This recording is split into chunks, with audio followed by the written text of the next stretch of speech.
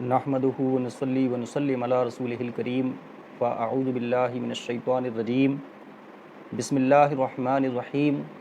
नाज़रीन, ये वीडियो आपकी खिदमत में लर्न लॉज़, जो कि एक प्रो बोनो पब्लिको इनिशिएटिव, जिसका मकसद कानून की जानकारी को आम करना है। आज के इस वीडियो के वास्ते हमने जिस टॉपिक का इंतखाब किया है वो Islamic concept of marriage, that is निकाह, इसके हवाले से हमें बात करनी है। इस वीडियो का जो कानून निकाह है, यानी कि इस्लाम में मैरिज के मुतालिक जो कानून है, उस कानून को हर आम व ख़ास तक पहुँचाया जाए। और इस वीडियो को LLB के तलबा की ज़रूरत को ध्यान में रखते हुए भी बनाया गया है। मुख्तलिफ़ यूनिवर्सिटीज़ के LLB LLM के सिलेबस में जो पर्सनल लॉज़ से मुताल्लिक़ हैं, इसमें निकाह यानी कि इस्लामिक कॉन्सेप्ट ऑफ निकाह, दैट इज़ मैरिज, इस ताल्लुक़ से, इसके हवाले से मैरिज के मुख्तलिफ़ जो पहलू हैं, यानी कि मैरिज का मीनिंग, इसका डेफिनेशन, इसके ऑब्जेक्ट, मैरिज की इस्लामिक जो कॉन्सेप्ट ऑफ मैरिज है यानी कि निकाह की नेचर, इसके लिए क्या एसेंशियल एलिमेंट्स होंगे, क्या फॉर्मेलिटीज़ रिक्वायर्ड होंगी, क्लासिफिकेशन ऑफ मुस्लिम मैरिज, यानी कि अगर इस्लामिक लॉज़ की जो रिक्वायरमेंट है मैरिज के लिए, उनको अगर फुलफ़िल करते हुए एक मैरिज अरेंज की जाती है तो वैलिड मैरिज होती है। अगर उसमें कुछ इरेगुलरिटीज़ हैं तो इस मैरिज का स्टेटस क्या होगा। और अगर कोई marriage in clear contravention of Islamic laws अगर परफॉर्म की जाती है तो उसका स्टेटस क्या होगा, इस हवाले से भी बात करनी है। और एक वैलिड मैरिज के लीगल इफ़ेक्ट्स क्या होंगे, इन दीगर पहलुओं पर हम इस वीडियो में बात करेंगे। तो आइए अपनी वीडियो का आगाज़ करते हैं। सबसे पहले ये जानने की कोशिश करेंगे मैरिज क्या है। इसकी मुख्तलिफ़ जो स्कॉलर्स ने डिफिनेशंस पेश की हैं, उन डिफिनेशंस की रोशनी में हम इस पर गुफ्तगू करेंगे। तो जनरली मैरिज को डिफ़ाइन करने के लिए हम दो अप्रोचेस को सामने रखेंगे, एक सोशलॉजिकल अप्रोच, दूसरा लीगल अप्रोच। तो एक स्कॉलर हैं अमीर अली, इन्होंने मैरिज को एक सोशोलॉजिकल अप्रोच के साथ डिफ़ाइन करने की कोशिश की है। अकॉर्डिंग टू अमीर Ali, marriage is an institution ordained for the protection of society and in order that human being may guard themselves from foulness and unchastity। तो अमीर अली ने ये बताने की कोशिश की है कि भाई मैरिज एक ऐसा सोशल इंस्टीट्यूशन है जिसका पर्पस, जिसका मकसद ह्यूमन बीइंग को ह्यूमन बीइंग को जो है को गार्ड करना है और उसको फाउलनेस और अनचेस्ट एक्ट से बचाना मैरिज का एक ऑब्जेक्ट है। साथ ही साथ एक इस्लामिक लॉ में एक टेक्स्ट मिलता है हमें हिदाया के नाम से। हिदाया में हमें जो मैरिज का डेफिनेशन देखने को मिलता है, तो according to Hidaya, marriage may also be defined to be a contract which has for its object the procreation and legalising of children. और भाई मैरिज एक ऐसा कॉन्सेप्ट है जिसको हम एक मुस्लिम मेल और फीमेल के बीच का एक एग्रीमेंट और एक कॉन्ट्रैक्ट की तरह से देख सकते हैं, जो किया जाता है किसके पर्पस से, कि उस मेल और फीमेल के दरमियान जो एक जगह रहने का ये उनके बीच दरमियान के ताल्लुक़ हैं उसको लीगलाइज़ करना, और साथ ही साथ इन ताल्लुक़ात से जो चिल्ड्रेन ऑफस्प्रिंग इस दुनिया में आते हैं उनको लीगैलिटी या लीगलाइजिंग करना इसका मकसद है। नेक्स्ट हम देखें तो नेचर ऑफ मुस्लिम मैरिज क्या है, यानी कि जो इस्लाम में या मुस्लिम कम्युनिटी में जो निकाह सेरेमनाइज़ किया जाता है, इसकी नेचर को हम ज़रा देखने की कोशिश करेंगे। तो इस पर दो व्यूज़ हमें देखने को मिलते हैं। There are two views on the nature of marriage. According to one, Muslim marriage is a sacrament and according to another view it is a civil contract. तो अब ये रिलीजियस सैक्रामेंट है या सिविल कॉन्ट्रैक्ट है, आइए इसको समझने की कोशिश करते हैं। Marriage is ordained by Allah Almighty and his prophet Mohammad सल्लल्लाहु अलैहि वसल्लम। अकॉर्डिंग टू प्रॉफिट मोहम्मद सल्लल्लाहु अलैहि वसल्लम, अन निकाह मिन सुन्नती फमन रगिबा अन सुन्नती फलैसा मिन्नी। This is the saying of the prophet Mohammad सल्लल्लाहु अलैहि वसल्लम कि निकाह करना मेरी सुन्नत है, और जो मेरी सुन्नत से एराज़ करे, मेरी सुन्नत को निगेट करे या मेरी सुन्नत से हटे, वो हम में से, हमारी कंपनी में से नहीं है। इसके ताल्लुक निकाह के ताल्लुक से या मैरिज के ताल्लुक से detailed laws of marriage have been prescribed in the holy Quran and hadith of the prophet सल्लल्लाहु अलैहि वसल्लम, particularly chapter number 4 verse number 3, 22, 23, 24 of the Holy Quran are specifically mentioning the laws of marriage, and as well as marriage is ordained by Allah Almighty and His Prophet sallallahu alaihi wasallam. तो it means marriage में religion का पहलू भी है, यानी कि marriage करना profit Mohammad सल्लल्लाहु अलैहि वसल्लम के मुताबिक मैरिज करना आप सल्लल्लाहु अलैहि वसल्लम की सुन्नत है, आपने इसके लिए हुक्म फरमाया कि मैरिज कीजिए, ताकि सोसाइटी के अंदर बदउनवानियाँ, अनचेस्ट और फाउलनेस की सिचुएशन ना बने। तो एक जो सोसाइटी की जो इसका मतलब ये हुआ कि अल्लाह और रसूल ने कानून के ज़रिए लोगों को मैरिज करने की ताक़ीद फरमाई, साथ ही साथ मैरिज को रेगुलेट करने के लिए मैरिज के हवाले से कुरान करीम के अंदर और हदीस मुबारका के अंदर मुख्तलिफ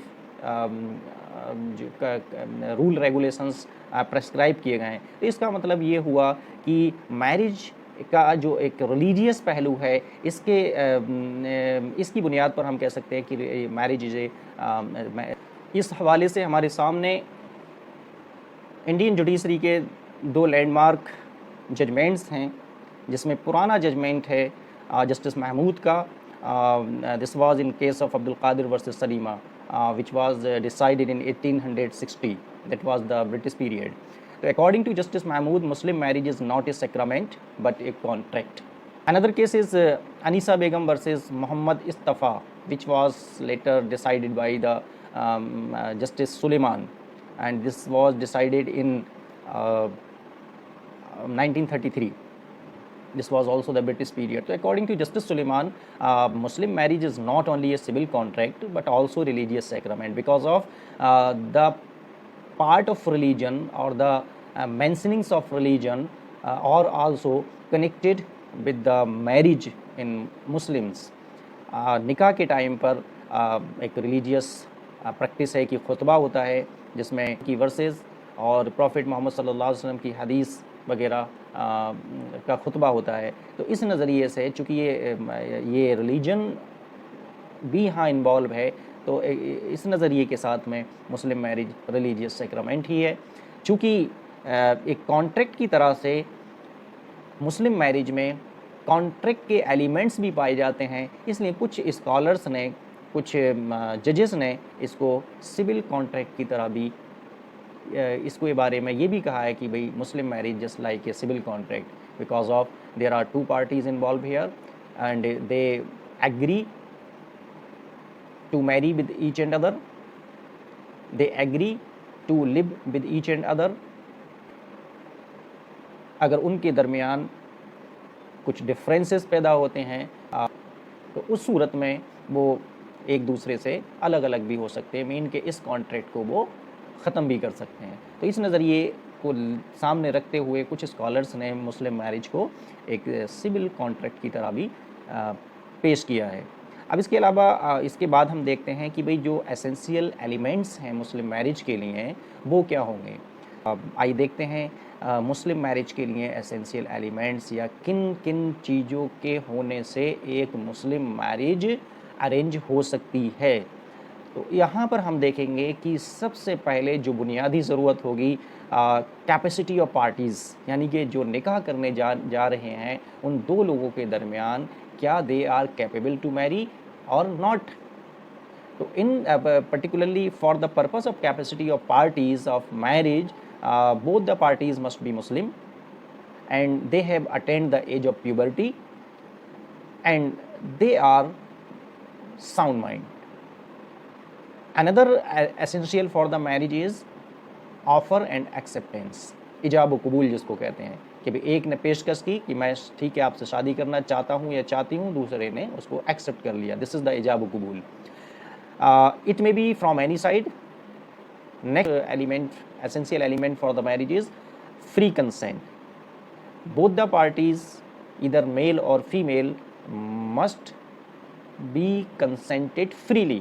अगर किसी एक के ऊपर भी किसी तरह का दबाव है, ज़ोर ज़बरदस्ती में उसको उसकी कंसेंट ली जा रही है, तो ये फ्री कंसेंट नहीं है। और अगर फ्री कंसेंट नहीं है तो इसका इफ़ेक्ट ये होगा कि marriage can not be arranged. For example, अगर किसी लड़की को किसी भी तरह के दबाव में ला कर के अगर उसकी कंसेंट ली जाती है तो ऐसी मैरिज वैलिड नहीं होगी। इसका मतलब ये हुआ कि एक खातून को इस्लामिक लॉ में ये हक़ है कि वो किसके साथ मैरिटल कॉन्ट्रैक्ट में शामिल होना चाहती है, किसके साथ नहीं होना चाहती है, इसका उसको 100% आज़ादी है। अगर उसकी मर्ज़ी किसी के साथ मैरिटल कॉन्ट्रैक्ट में इन्वॉल्व होने की, शामिल होने की नहीं है, तो दुनिया तो इधर से इधर हो सकती है, लेकिन उसको कोई निकाह में उसकी मर्ज़ी के ख़िलाफ़ नहीं ले सकता। इसके अलावा जो एसेंशियल एलिमेंट है वो है प्रेजेंस ऑफ 2 विटनेसेस। यहाँ सुन्नी स्कूल ऑफ थॉट्स और शिया स्कूल ऑफ थॉट्स में एक डिफरेंस हमें देखने को मिलता है। ये जो प्रेजेंस ऑफ 2 विटनेसेस वाली जो एसेंशियल एलिमेंट है, इसको सुन्नी स्कूल के नज़दीक ज़रूरी माना गया है, यानी कि निकाह के लिए ये एक अहम कंडीशन है। लेकिन शिया स्कूल ऑफ थॉट्स के नज़दीक इसकी निकाह के टाइम पर कोई ज़रूरत नहीं है, यानी कि शिया कम्युनिटी में बिना गवाहों की मौजूदगी के भी एक निकाह हो सकता है जो कि वैलिड होगा। नेक्स्ट एलिमेंट है, एसेंशियल एलिमेंट है कि उन फ़रीक़ों के बीच, यानी कि निकाह की जो पार्टीज़ हैं उनके बीच कोई लीगल डिसेबिलिटी नहीं होनी चाहिए, यानी कि कोई कानूनी मुमानअत उनके बारे में नहीं होनी चाहिए। यानी कि इस्लामिक लॉ अगर मना करता है कि इन दो के बीच में शादी नहीं हो सकती, जैसे फॉर एग्जांपल एक भाई और बहन के बीच शादी नहीं, सगे भाई और बहन के बीच शादी नहीं हो सकती।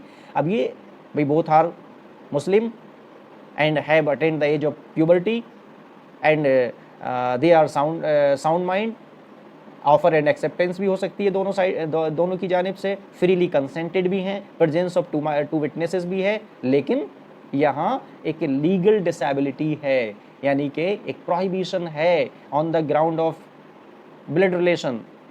तो अल्लाह रब्बुल इज़्ज़त ने जहाँ दो कॉम्पिटेंट पार्टीज़ को निकाह के कॉन्ट्रैक्ट में शामिल होने से अपने कुरान के अंदर अल्लाह तबारक व तआला ने नबी पाक सल्लल्लाहु अलैहि वसल्लम के ज़रिए या कुरान में जो पैगामात हैं उनके ज़रिए अगर किन्हीं दो को शादी करने से रोका है तो इसको हम कहेंगे कि this is the legal disability. तो दोनों के दरमियान कोई लीगल डिसेबिलिटी भी नहीं होनी चाहिए। अभी मैंने आपके सामने ये बात कहने की कोशिश की थी कि जो एसेंशियल एलिमेंट्स एक मैरिज के लिए उसमें capacity of parties, this is the essential element for marriage. तो कैपेसिटी ऑफ पार्टीज़ में मैंने कहा था कि both the parties must be Muslim. अगर एक गैर मुस्लिम है, यानी कि अगर लड़की हिंदू है और लड़का मुस्लिम है, ये दोनों शादी करना चाहें, इस्लाम ऐसी शादी को कतअन मना फरमाता है, कतअन मना करता है, यानी कि एक हिंदू और मुस्लिम के बीच शादी नहीं हो सकती। दोनों का रिलीजन सेम होना ज़रूरी है, यानी कि दोनों इस्लाम के फॉलोअर हों। एज ऑफ प्यूबर्टी के ताल्लुक से हम बात करेंगे कि इस age of puberty it means कि जो बालिग होने की उम्र है, शादी के पॉइंट ऑफ व्यू से जो बालिग होने की उम्र है, इसको जो इस्लामिक स्कॉलर्स हैं, जूरिस्ट हैं, उन्होंने डिटरमाइन किया है कि this is the age of 15 years, 15 साल की एज। अब ऐसी सूरत में क्या होगा कि अगर किन्हीं दो पार्टीज़ ने जिनकी जो कि मुस्लिम भी हैं, साउंडनेस ऑफ माइंड भी उनके पास है, दोनों शादी करना भी चाहते हैं और गवाह भी उनके पास हैं दो, और अगर एज उनकी 15 साल है और वो शादी अपनी कर लेते हैं, यानी निकाह कर लेते हैं, तो उस निकाह का स्टेटस क्या होगा? तो देखिए, इस्लामिक लॉ के अकॉर्डिंग ये निकाह वैलिड होगा, यानी कि ये शादी लॉफुल होगी, वैलिड होगी, कानून इसको मना नहीं करता। अब चूँकि इंडियन सोसाइटी में हमारे यहाँ इंडियन मेजॉरिटी एक्ट, उस एक्ट में एज ऑफ मेजॉरिटी है 18 ईयर्स। साथ ही साथ जो मैरिज रेस्ट्रेंट एक्ट है उसमें जो एज डिटरमाइन की गई है शादी के लिए वो 18 ईयर्स गर्ल्स के लिए है, 21 ईयर्स मेल्स के लिए है। तो अगर 18 ईयर्स से बिलो देन 18 ईयर्स कोई लड़की शादी करती है या बिलो देन 21 ईयर्स कोई लड़का शादी करता है, तो ऐसी शादी करना उस एक्ट के तहत एक पनिशेबल एक्ट है, तो पनिशमेंट होगा, लेकिन मैरिज के स्टेटस पर कोई उसका असर नहीं पड़ेगा, वो मैरिज वैलिड ही रहेगी। तो एज ऑफ प्यूबर्टी है 15 years. Next, there must be no legal disability between male and female who are desirous to the contract of marriage, यानी इनके बीच में कोई लीगल डिसेबिलिटी नहीं होनी चाहिए। अब legal disabilities are of two kinds, absolute prohibition जहाँ पर है, दूसरा है रिलेटिव प्रोहिबिशंस, यानी कि ये प्रोहिबिशंस अगर हट जाते हैं तो उन दोनों के बीच में मैरिज हो सकती है और फिर ऐसी मैरिज जो है वैलिड होगी। तो आइए देखते हैं एब्सोलूट प्रोहिबिशंस क्या हैं, यानी कि कुछ एक रुकावटें, बंदिशें, कुछ प्रोहिबिशंस ऐसे हैं जो पार्टीज़ के एक्ट्स के ज़रिए ख़त्म नहीं किए जा सकते, और जब ख़त्म नहीं किए जा सकते तो इसका मतलब ये हुआ कि उनके पार्टीज़ के दरमियान लीगल डिसेबिलिटी मौजूद है और उसके चलते उनके बीच कभी शादी, एक लॉफुल या वैलिड मैरिज उनके दरमियान नहीं हो सकती। तो एब्सोलूट प्रोहिबिशंस में हम देखेंगे कि there are prohibited degrees of relationship. ये प्रोहिबिशन 3 ग्राउंड्स पर इम्पोज किए गए हैं। फर्स्ट इज कंजेंगनिटी, यानी कि ब्लड रिलेशन अगर मेल और फीमेल के बीच में है इस तरह का, जिसके लेकर के अल्लाह रब्बुल इज़्ज़त ने कुरान के लॉज के तहत उन दो के बीच में मैरिज को प्रोहिबिट किया है, तो ऐसी सूरत में ये एब्सोलूट प्रोहिबिशन के चलते वो दोनों मैरिज नहीं कर सकते। ब्लड रिलेशन, तो means there are certain relations which fall under the blood relations, for example means mother, यानी किसी की वालिदा, माँ, daughter, sister, nieces, aunt, whether paternal और मैटरनल, तो इनके दरमियान चूँकि ब्लड रिलेशन है, अब इन लोगों के एक मुस्लिम मर्द का इन औरतों के साथ में निकाह नहीं हो सकता। This is the absolute prohibition. और अगर कोई ऐसे कोई blood relation, in blood relations वालों के साथ में अगर कोई मुस्लिम मेल निकाह कर भी लेता है तो इस इस्लामिक लॉ इसको वैलिडेट नहीं करता, ऐसी मैरिज वॉइड होगी, यानी कि no marriage at all in the eyes of law. Another ground is affinity, यानी कि कराबत जिसको हम कहते हैं, तो कराबत के रिश्तों में आने वाले या एफिनिटी रिलेशंस में आने वाले लोगों के बीच में भी, यानी मर्द और औरत के बीच में भी शादी नहीं हो सकती। This is also absolute prohibition to marry with between them.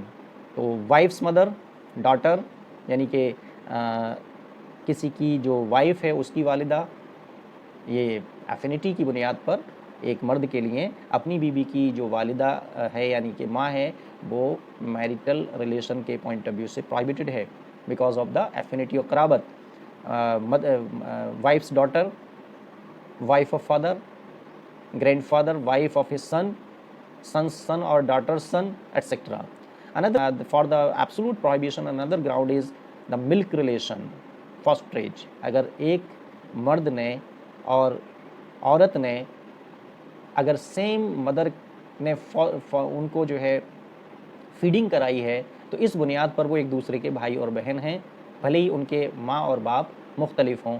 तो ये फॉस्टरेज या मिल्क रिलेशन की बुनियाद पर एक दूसरे के लिए अल्लाह ने प्रोहिबिट किया है। They can't marry with each other on the ground of fosterage। So due to the absolute prohibitions, a marriage would be void in both Shia and Sunni schools।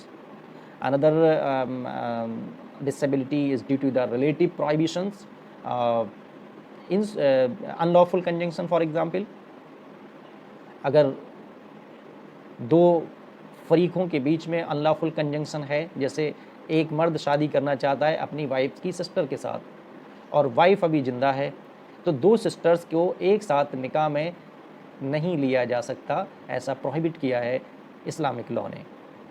तो this prohibition is a relative prohibition for, अगर एक सूरत ये हो जाए कि wife का इंतकाल हो जाए, तो ऐसी सूरत में अब इसको वो जो रिलेटिव प्रोहिबिशन है वो रिमूव हो गया। अब ऐसी सूरत में वाइफ की सिस्टर के साथ में मैरिज किया जा सकता है। ऐसे ही कुछ और रिलेटिव प्रोहिबिशंस हैं, जैसे मैरिज विद फिफ्थ वाइफ। अब इस्लामिक लॉ परमिशन देता है मैक्सिमम 4 मैरिजेस की। ये सिर्फ परमिशन है, ऑर्डर नहीं है कि साहब 4 मैरिज कीजिए। वो इस पर मैंने एक वीडियो बनाई है, पोलियंड्री इन इस्लाम, मिथ और रियलिटी। तो उसी तरह से एक और रिलेटिव प्रोहिबिशन है absence of proper witnesses. Sunni school of thought के नज़दीक 2 विटनेसेस का होना ज़रूरी है, और अगर in absence of proper witnesses अगर शादी की है तो ये एक रिलेटिव प्रोहिबिशन है, यानी कि इन फ्यूचर अगर हमने किसी को विटनेस बना लिया तो ये रिलेटिव प्रोहिबिशन रिमूव हो जाता है और इस सूरत में वो मैरिज एक तरह से वैलिड हो जाती है। डिफरेंस ऑफ रिलीजन, अगर डिफरेंस ऑफ रिलीजन है और मैरिज कर ली गई, ये लीगल डिसेबिलिटी है, इससे मैरिज का स्टेटस जो होगा वो वैलिड नहीं होगा। लेकिन इन फ्यूचर अगर उन पार्टीज़ ने उस पार्टी ने जिसके साथ वो मैरिज की गई है अगर अपना रिलीजन कन्वर्जन के थ्रू अगर वो इस्लाम में दाखिल होता है या होती है तो ऐसी मैरिज वैलिड हो सकती है। तो इसका मतलब ये हुआ कि एक रिलेटिव प्रोहिबिशन है, इसको पार्टीज़ अपने एक्ट के ज़रिए रिमूव भी कर सकते हैं। मैरिज ड्यूरिंग इद्दत के पीरियड में मैरिज के लिए ममानत है, लेकिन अगर किसी ने कोई ऐसा मैरिज किया है जो ड्यूरिंग द पीरियड ऑफ इद्दत हुआ है तो ये भी एक रिलेटिव प्रोहिबिशन है, यानी कि उस पीरियड के गुजर जाने के बाद में ये मैरिज लीगलाइज हो सकती है। तो due to the relative prohibitions a marriage would be void in Shia, but in Sunni school this type of marriage will be irregular, यानी कि वो इर्रेगुलरिटी जब रिमूव हो जाएगी तो ये रेगुलर मैरिज में कन्वर्ट हो जाएगी। जहाँ तक फॉर्मेलिटीज़ का सवाल है कि मुस्लिम्स में निकाह के लिए क्या क्या फॉर्मेलिटीज़ चाहिए, तो जैसा कि फ़िल ज़माना हमें देखने को मिलता है कि तमाम तरह के जो है रसूमात और तमाम तरह के सेलिब्रेशंस होते हैं, रस्में अदा की जाती हैं, वो इस्लामिक लॉ में बहुत सारी रस्मों के लिए कोई जगह नहीं है। ये हमारी खुद की बनाई क्रिएटेड प्रैक्टिसेस हैं। आइए हम देखते हैं कि इस्लामिक लॉ में किन फॉर्मेलिटीज़ का जिक्र है जो एक वैलिड मैरिज के लिए ज़रूरी होती हैं। तो देखिए, मैरिज के लिए जो ज़रूरी बातें हैं उनमें है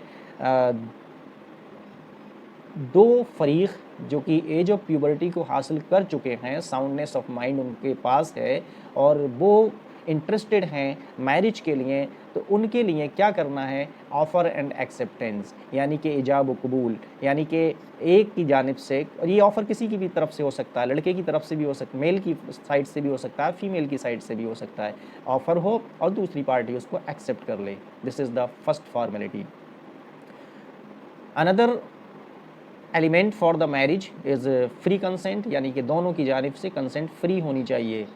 साथ ही साथ प्रेजेंस ऑफ टू विटनेसेस, और इसके अलावा ऑब्लिगेशन ऑफ महर इज़ अपॉन हस्बैंड। शादी और निकाह के वक्त में एक टर्म और हमें सुनने को मिलता है, दैट इज़ महर। तो महर एक सिंबल ऑफ आनर है for the Muslim women who enters into a contract of marriage. तो महर का जो ऑब्लिगेशन है वो हस्बैंड के ऊपर है। साथ ही साथ में एक प्रैक्टिस और हमें देखने को मिलती है, रिसेप्शन और वलीमे की प्रैक्टिस। तो ये जो है मैंडेटरी नहीं है, रिकमेंडेटरी है, प्रॉफिट मोहम्मद सल्लल्लाहु अलैहि वसल्लम की सुन्नत है और ये डिपेंड करता है, इसको भी जो है ऑन द हस्बैंड साइड रखा गया है और अपनी हैसियत के मुताबिक हस्बैंड यानी कि जो मेल है निकाह के बाद में वो रिसेप्शन अपने दोस्त अहबाब रिश्तेदारों के लिए एक खाने का एहतमाम कर सकता है, जिसको हम वलीमा और रिसेप्शन कहते हैं। तो ये भी रिकमेंडेटरी है, अगर आपकी इस्तिताअत इतनी है तो कीजिए, अच्छा अमल है दोस्त अहबाब को खाना खिलाना। और अगर आपकी पोजीशन वैसी नहीं है, फाइनेंशियली आप कमज़ोर हैं, तो ऐसी सूरत में अगर आप इसको तर्क भी कर देते हैं तो मैरिज पर इसका कोई इफ़ेक्ट नहीं होगा। और no need of dowry from any side, किसी भी तरफ से डॉरी की ज़रूरत नहीं है। जो 10 लाख, 20 लाख, 50 लाख और उससे भी ज़ायद की जो हमारे यहाँ सामान का लेन देन चलता है, ज्वेलरी और तमाम कपड़े और घर के तमाम कीमती सामान वगैरह वगैरह जो दहेज के नाम पर दिए जाते और लिए जाते हैं, इसकी इस्लामिक लॉ में कोई फॉर्मेलिटीज़, इस्लामिक लॉ की जो मैरिज के लिए फॉर्मेलिटीज़ हैं उन फॉर्मेलिटीज़ में इसके लिए कोई जगह नहीं है। तो मैरिज को आसान किया जाए, आसान इन द सेंस के कम खर्च में अगर मैरिज होगी तो भी आसान, इसका मतलब आसान होगी। तो this is the teachings of Islamic law और the teachings of the prophet of Allah almighty कि शादियों को आसान किया जाए। तो आसान करने के लिए कम खर्च वाली शादियाँ करके भी इसमें आसानी की जा सकती है। नो नीड ऑफ बारात की कोई ज़रूरत नहीं है। अगर 10-5 लोगों को ले जाया जाए तो ठीक है, बात समझ में आती है कि चलिए, लेकिन इसके अलावा जो 500 लोगों की बारात जाती है और वो लड़की पक्ष के यहाँ पर जा कर के जो एक जिस एटीट्यूड में अपने आप को पेश करते हैं और तमाम उनको साहब लजीज़ खाने चाहिए, वैराइटीज़ ऑफ फूड उनको चाहिए, और वो अगर ना हो तो इसी पर टेंशन। तो इन सब चीज़ों की इस्लामिक लॉ में कोई ज़रूरत नहीं है कि साहब बारात भी हो। ये फार्मेलिटीज़ थी बहुत टू ईज़ी। आप देखेंगे कि इसमें तो कोई मसला ही नहीं है कि अगर दो फ़रीक़ अगर शादी करना चाहते हैं और इस्लामिक लॉ के अकॉर्डिंग अगर उनके पास में वो जो एलिजिबिलिटी जो एक मैरिज के लिए होनी चाहिए, अगर वो उसको अटेंड कर चुके हैं तो उसके लिए कोई बहुत बड़ी कोई ऐसा इशू नहीं है कि साहब इतनी सारी फॉर्मेलिटीज़ करनी पड़ेंगी तब जा कर के मैरिज होगा, तो इसकी कोई ज़रूरत नहीं है। आइए अब देखते हैं कि मैरिज मान लीजिए हो जाती है, तो कानून की नज़र में जो मैरिज होती हैं उसके इस्लामिक लॉ में हमें 3 स्टेटस नज़र आते हैं, जिसको हम कह सकते हैं क्लासिफिकेशन के तौर पे हम कह सकते हैं कि क्लासिफिकेशन ऑफ मुस्लिम मैरिजेज़। तो 3 स्टेटस में हमें वो मैरिज नज़र आती है, या तो वैलिड होगी या वॉइड होगी या इनवैलिड या इर्रेगुलर मैरिज हम उसको कह सकते हैं। तो if the parties of marriage have fulfilled all the requisites as prescribed by the Muslim law और the Quranic law, the marriage will be valid. साथ ही साथ अगर वो मुस्लिम लॉ की वो रिक्विसाइट्स अगर फुलफिल नहीं की जाती हैं, उनको नज़रअंदाज किया जाता है, तो ऐसी सूरत में जो मैरिज का स्टेटस होगा वो वॉइड होगा। वॉइड का मतलब इट मीन्स कि बातिल मैरिज होगी वो, और बातिल मैरिज या वॉइड मैरिज इसका मतलब ये हुआ कि that is not a marriage at all, उसके अंदर कोई लीगल इफ़ेक्ट नहीं आएगा। अभी हम देखेंगे कि वैलिड मैरिज का जो लीगल इफ़ेक्ट्स होंगे, वॉइड मैरिज के लीगल इफ़ेक्ट्स होंगे, इरेगुलर मैरिज के जो लीगल इफ़ेक्ट्स होंगे, तो ये वैलिड, इनवैलिड, इरेगुलर और वॉइड मैरिज का जो स्टेटस है, ये अभी बात आगे और बेहतर तरीके से समझ में आएगी। इरेगुलर मैरिज होगी यानी कि फासिद मैरिज तब होगी जबकि कुछ एक चीज़ों के होने या ना होने की वजह से उस मैरिज में कुछ फस्द, कुछ इरेगुलरिटी पैदा हो गई ही है, तो ऐसी मैरिज को हम कहेंगे irregular marriage. Which for example in absence of witnesses, अगर कोई मैरिज की गई है तो ये एक इरेगुलरिटी है कि भाई विटनेसेस होना चाहिए, नहीं है तो ये एक इरेगुलरिटी है। इस बुनियाद पर ये ऐसी मैरिज इरेगुलर मैरिज कहलाएगी, यानी कि फासिद मैरिज कहलाएगी। और अगर ये फस्द पार्टीज़ के एक्ट की वजह से, यानी कि वो दो गवाहों को फिर से अपनी उस मैरिज का गवाह बना लें, तो वो फस्द और इरेगुलरिटी जैसे ही रिमूव होगी, ये मैरिज वैलिड मैरिज में कन्वर्ट हो जाएगी, यानी कि इसको स्टेटस वैलिड मैरिज का मिल जाएगा। साथ ही मैरिज विद फिफ्थ वाइफ, अब एक वाइफ की डेथ हो गई या किसी को तलाक हो गया, अब वहाँ पर चूँकि एक नंबर उधर कम हुआ और ये एक नंबर इधर शिफ्ट कर गया, तो अब जो मैक्सिमम जो रेंज ऑफ या मैक्सिमम नंबर ऑफ मैरिजेस जो मुस्लिम्स में है 4 की परमिशन, अब वो 4 ही यहाँ पर हैं, लिहाजा ये मैरिज वैलिड मैरिज हो जाएगी। तो legal effect of A Muslim marriage, यानी कि लीगल इफेक्ट एक वैलिड मैरिज के लीगल इफेक्ट क्या होंगे, इरेगुलर मैरिज के लीगल इफेक्ट क्या होंगे और वॉइड मैरिज के इफेक्ट्स क्या होंगे, आइए इस पर हम रोशनी डालते हैं। तो ये वैलिड मैरिज के जो इफेक्ट्स होंगे, जो reciprocal rights and duties upon husband and wife, valid marriage दोनों पर यानी कि हस्बैंड और वाइफ पर कुछ एक रेसिप्रोकल राइट्स जो है इम्पोज करेगा, यानी कि दोनों को एक दूसरे के ताल्लुक से कुछ हुकूक, कुछ अधिकार, कुछ राइट्स उनको वैलिड मैरिज के होने से मिल जाएंगे। जैसे फॉर एग्जांपल वाइफ का राइट होगा राइट टू डावर, यानी कि जो उसका महर था उसको पाने का हक़ मिलेगा, मेंटेनेंस का हक़ मिलेगा। अगर हस्बैंड की डेथ होती है, उसका इंतकाल हो जाता है, तो ऐसी सूरत में हस्बैंड की प्रॉपर्टी को इनहेरिट करने का उसको हक़ मिल जाएगा। वाइफ की ड्यूटीज़, फॉर एग्जांपल अगर हम ड्यूटीज़ की बात करें तो उसकी ड्यूटीज़ ये हैं कि she must be faithful and obedient and to observe इद्दत in case of death of her husband.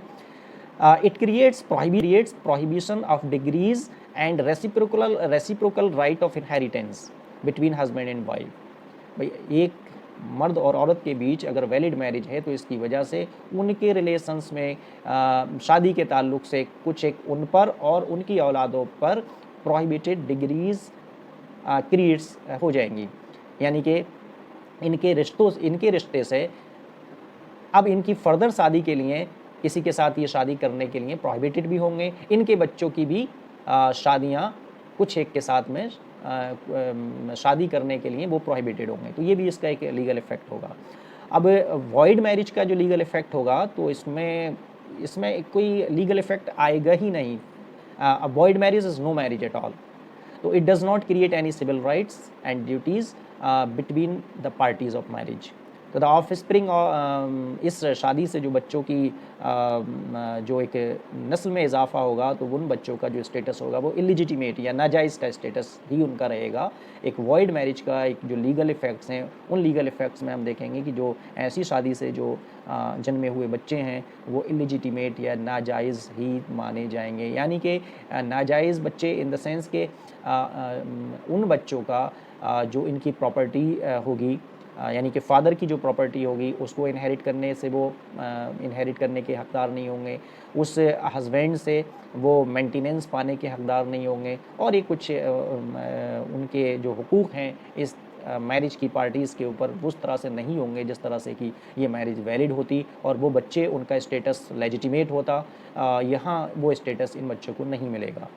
और ना ही एक मर्द और औरत यानी कि शौहर और हस्बैंड के एक दूसरे के ताल्लुक़ से हुकूक़ और जो ड्यूटीज़ जो राइट्स और ड्यूटीज़ हैं वो भी यहाँ क्रिएट नहीं होंगे। जहाँ तक सवाल है इर्रेगुलर मैरिज का, तो इसमें कुछ एक लीगल इफ़ेक्ट्स आएंगे और कुछ चीज़ें वैलिड मैरिज की तरह से यहाँ पर देखने को नहीं मिलेंगी। तो बिफ़ोर कंज्यूमेशन यानी कि एक इर्रेगुलर मैरिज हुई है और हस्बैंड और वाइफ के बीच में कंज्यूमेशन नहीं हुआ है, उस सूरत में an irregular marriage has no legal effect, कोई लीगल इफ़ेक्ट नहीं आएगा। लेकिन after the consummation in case of irregular marriage कुछ एक लीगल इफ़ेक्ट यहाँ में देखने को मिलेंगे। तो before consummation an irregular marriage has no legal effect and irregular marriage may be terminated by any party before और आफ्टर कंज्यूमेशन। ये रेगुलर मैरिज की कंडीशन में आपको देखने को नहीं मिलेगा। वहाँ प्रोसीजर होगा, उस मैरिज को टर्मिनेट करने का प्रोसीजर होगा on the side of husband, यानी तलाक के ज़रिए। अगर वाइफ चाहती है तो खुला या मुबारत के ज़रिए, या अगर कुछ इस तरह की सूरतें हैं कि उनके दरमियान ताल्लुक़ बनाए रखा जाना पॉसिबल सा नहीं है, तो कुछ एक ग्राउंड्स को लेकर के कोर्ट की इन्वॉल्वमेंट से या काजी की अदालत या जो हमारी जो फैमिली कोर्ट्स हैं उनकी हेल्प लेकर के भी उस मैरिज का टर्मिनेशन हो सकता है, और उस प्रोसेस को हम कहते हैं फस्ख। तो इर्रेगुलर मैरिज की कंडीशन, इर्रेगुलर मैरिज के केस में इस मैरिज का टर्मिनेशन किसी भी पार्टी की साइड से, यानी कि हस्बैंड और वाइफ जो हैं इस रेगुलर मैरिज में, उनमें से किसी के भी ऑप्शन पर टर्मिनेशन ऑफ मैरिज हो सकता है, और ये बिफोर और आफ्टर कंज्यूमेशन हो सकता है। तो आफ्टर कंज्यूमेशन इसमें कुछ लीगल इफ़ेक्ट्स आते हैं, जैसे wife is entitled to dower. Consummation के से पहले before consummation there is wife is not entitled to dower, but the effect of consummation will be that wife is entitled to dower. She is bound to observe iddat only for 3 months, either in case of death of husband or in case of termination of marriage by talaq or khula etc. तो यहाँ पर जो इद्दत के अय्याम होंगे वो सिर्फ 3 menstrual courses ही होंगे, और वैलिड मैरिज में हस्बैंड की डेथ पर जो पीरियड ऑफ इद्दत होता है वो 4 मंथ एंड 10 डेज़ होता है, यहाँ पर 3 मंथ्स ही रहेगा दोनों केसेस में। तो the of spring will be legitimate. Irregular marriage के ताल्लुक से जो ऑफ स्प्रिंग इस दुनिया में आते हैं, यानी कि जो बच्चे होते हैं, उनका स्टेटस लेजिटिमेट होगा। ये इर्रेगुलर मैरिज और वॉइड मैरिज के दरमियान ये एक मेजर डिफरेंस है लीगल इफ़ेक्ट्स को लेकर के, कि वॉइड मैरिज के केस में जो स्टेटस होगा चिल्ड्रन का वो इलेजिटिमेट होगा, और इर्रेगुलर मैरिज के केस में जो स्टेटस होगा ऑफ स्प्रिंग और चिल्ड्रन का वो लेजिटिमेट होगा। तो these are certain important issues related to Islamic concept of marriage, that is nikah. Thank you for watching this video.